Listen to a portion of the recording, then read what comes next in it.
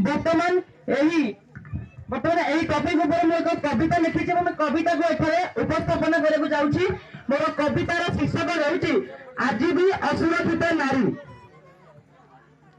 कांदिला इतिश्री कांदिला बेलिना कांदिछि माधवीलता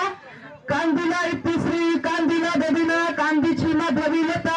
कांदे जे सस्मिता कुंडली पीड़िता हजिला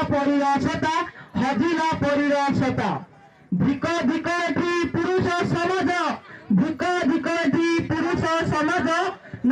धिक एठी सरकार नारी को सुरक्षा देई जे पारुन बोलाउछ पुरी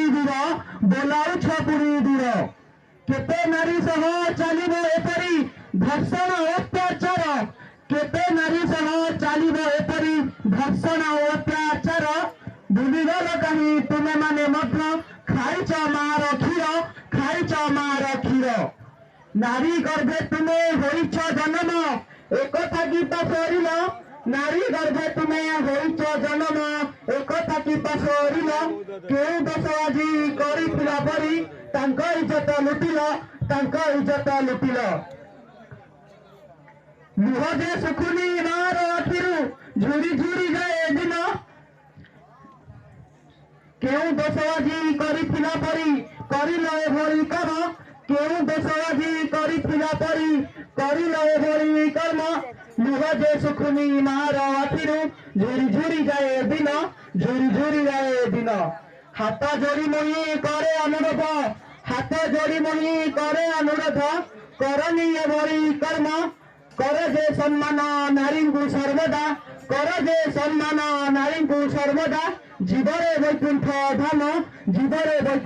धाम जय जगन्नाथ।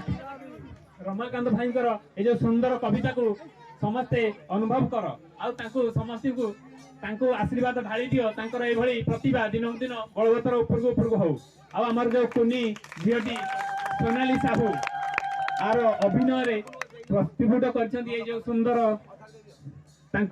आमे आमर अनुष्ठान तरफ 101 टंका प्रदान कलु आगु ये अभिनय कर चल।